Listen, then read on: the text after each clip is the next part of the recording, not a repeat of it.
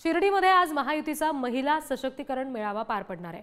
मुख्यमंत्री शिंदे फडणवीसांसह अजित पवार सुद्धा उपस्थित असतील।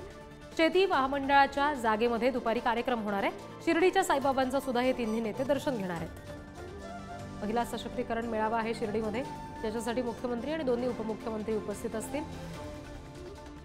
सातत्यानं संपूर्ण राज्यभरात अशा पद्धतीनं महिला सशक्तीकरण मेळावे सरकारकडून घेतले जात आहेत। विशेषतः लाडकी बहीण योजनेच्या माध्यमातून सगळ्या महिलांशी संवाद साधला जातो या नेत्यांकडून।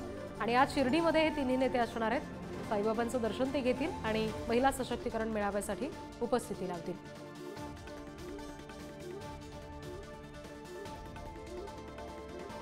आणखी तपशील घेऊयात प्रतिनिधी प्रदीप शर्मा यांच्याकडून। प्रदीप, काय नेमका आजच्या त्यांच्या दौऱ्याचं नियोजन आहे? कुठलं वैशिष्ट्य असेल आजच्या शिर्डीतल्या या मेळाव्याचं? शिर्डीत मुख्यमंत्री उपमुख्यमंत्री दोन्ही मुख्यमंत्री येणार आहेत।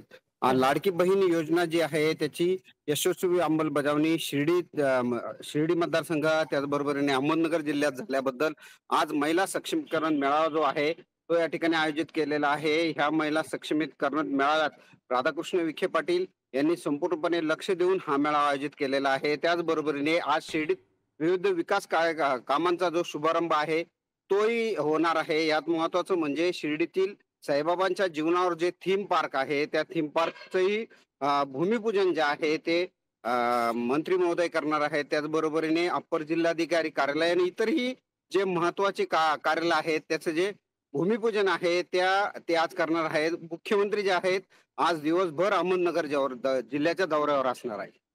जी प्रदीप, धन्यवाद दिलेल्या सगळ्या माहितीसाठी।